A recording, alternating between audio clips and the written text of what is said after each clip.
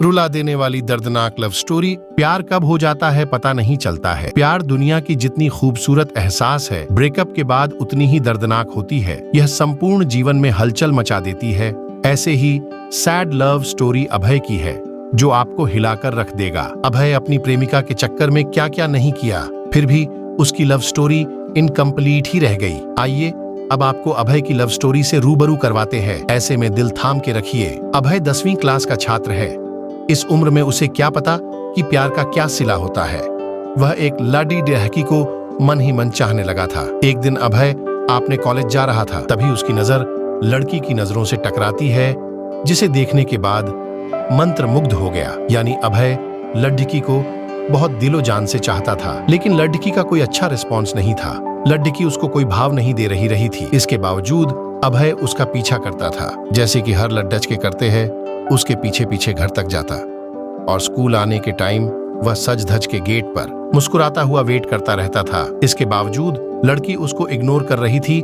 ऐसे इंतजार करते करते अभय को लगभग 6 महीने से ज्यादा का समय हो गया था, लेकिन अचानक कुछ परिस्थिति के कारण अभय उसका पीछा करना बंद कर दिया। अब लड़की की नजरें रोज उसको खोजने लगी, लेकिन वह दिखाई नहीं देता था। वह पागल सी होने लगी। लड़की की काफी बेचैनी के बाद भगवान ने उसकी सुन ली।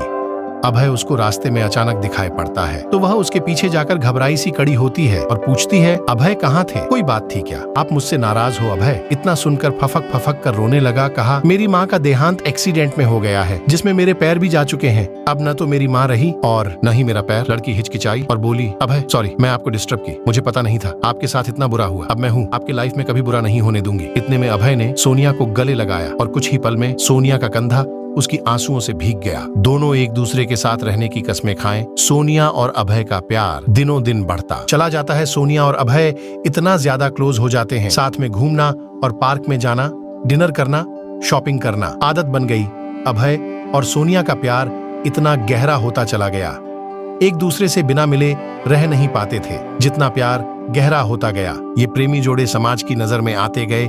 धीरे धीरे उनका प्यार इतना ज्यादा हाईलाइट हो गया, लड़की के घर तक बात पहुंच गया और घर वालों को उनका प्यार मंजूर नहीं था। उस लड़की के घर वालों ने उसका कॉलेज जाना भी बंद कर दिए और उसका सेल फोन भी छीन लिए और घर से बाहर भी नहीं निकलने देते थे। एक तरफ सोनिया अभय के प्यार के लिए तड़प रही थी, उधर अभय सोनिया के प्यार के लिए तड़प रहा था। वो एक दूसरे के प्यार में इतने मजबूर हो गए थे, सिर्फ एक नजर देखने के लिए तरस गए थे। और सोनिया के घर वालों ने उसकी शादी करने का प्लान बना रहे थे। और जब यह बात सोनिया को पता चलती है, तो सोनिया शादी से डायरेक्ट मना करती है और वो कहती है कि मैं शादी सिर्फ अभय से ही करूंगी, नहीं तो मैं अपनी जान दे दूंगी। ये बात सुनकर भी घर वालों को कोई फर्क नहीं पड़ा। उसे मारने पीटने लगे और धमकाने लगे और अभय को मरने की धमकी दिए। तो इस कारण से शादी से राजी तो हो गई, लेकिन उसके दिलो दिमाग में अभय ही था।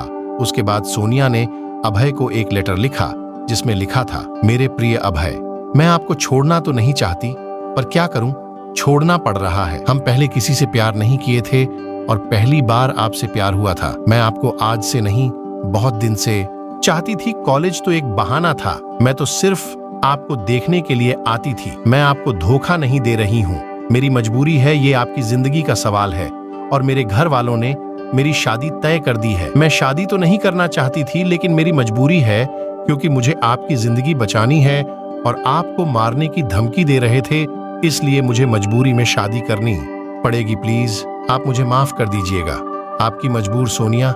उसके बाद अभय भी सोनिया के लिए एक लेटर लिखता है, मेरी प्रिय सोनिया, मैं तुम्हें कल भी बेइंतहा मोहब्बत करता था, आज भी तुम्हें बेइंतहा मोहब्बत करता हूँ। मैं तुम्हारे प्यार के लिए कुछ भी कर जाऊंगा। अगर आप नहीं तो यह जिंदगी किस काम की होगी। हम दोनों ने एक साथ जीने मरने की कसमें खाई थी, तुम ऐसे ही मेरा साथ छोड़कर चली जाओगी। तुमने एक बार भी नहीं सोचा कि तुम्हारे सिवा मेरी जिंदगी में कोई भी नहीं है। सोनिया, मैं तुम्हें कभी भी नहीं भूल पाऊंगा। जब तक मेरी सांसें चलेंगी तो तुम्हारे नाम से ही चलेंगी।